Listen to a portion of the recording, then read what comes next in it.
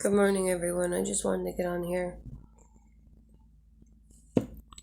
and talk a little bit about being kind regardless. Be the light regardless. And be kind to people. You never know what they're going through. You'll never know what unravels or what unfolds from you being kind. And the reason why I say that is because I had a man come into the barber shop that everybody would talk about when he left, and he was grumpy and like didn't like cutting his hair, or he would complain, yada yada. And he eventually came and got a haircut by me, and ever since then he was my reoccurring client for 3 years, since 2019. And I had been doing hair since 2014, and he was my very first reoccurring client. He was very quiet, and he wouldn't talk much, but he did, I asked about what he does for work, yada yada, and he told me he was a counselor and he knows psychology, and the way people think is due to trauma of their childhood.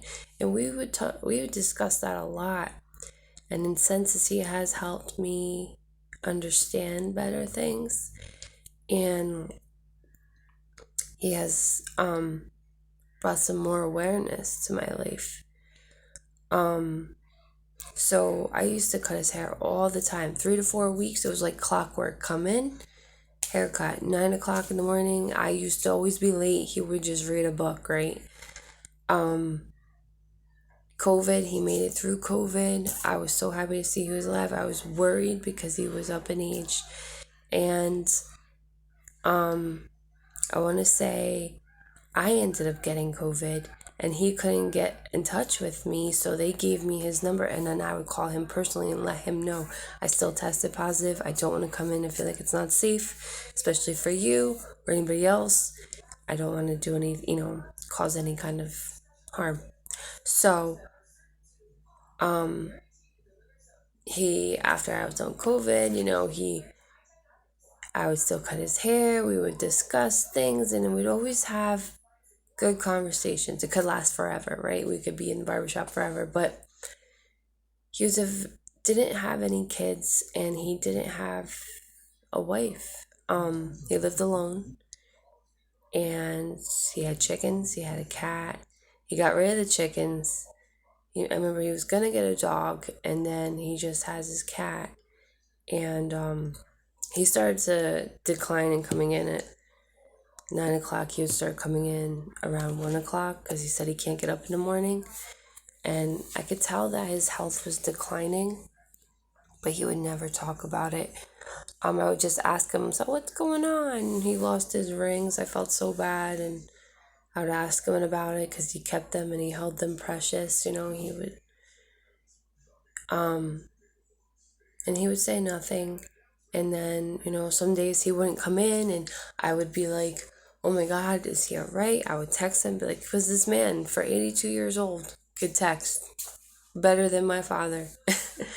And he was like having a friend, but like a grandfather figure. I don't know how to explain it. I've never met my grandparents, so maybe that's why I felt so connected to him, because I do respect the elders, and I do, especially when they've come so far, and like to hear their point of view is a blessing. Like who else is going to be able to experience what he experienced? You know what I mean? So I respect his point of view and what he has to say. And every time he wouldn't come in at a certain time, I'd get nervous, but it turned out he had to reschedule. So I was like, okay.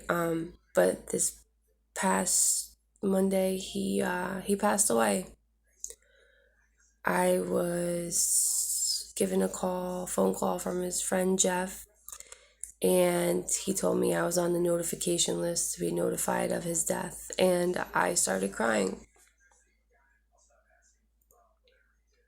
because I never got to say goodbye. And I know he probably wouldn't want me crying over him or upset, but I feel like I need to get it out. And I never really got to tell him. He was my very first reoccurring client, and I will always, always remember him. I was supposed to see him this Sunday, but he canceled because his brother came over. And then he passed away Monday. So the point of me getting on here is you just never know what kindness can do for someone. If someone is grumpy and angry, they're most likely going through something. Or they're lonely. Just conversate. Conversate if you can. Be joyful. Be the light. We need to be the light for those. I mean, he was a caring man. He was a counselor, so he dealt with a whole bunch of people, and he would just tell me everybody's problems are basically the same, just a different setting, but they're all the same. And I believed him. I believe we do have these embedded issues. So take what you want from this video, but kindness. We're not here forever. I know he's somewhere on his next mission and journey in life, and in the universe. So he was a very spiritual man, not so much religious. I'm sure he's exactly where he's supposed to be. Thank you guys. Have a good day.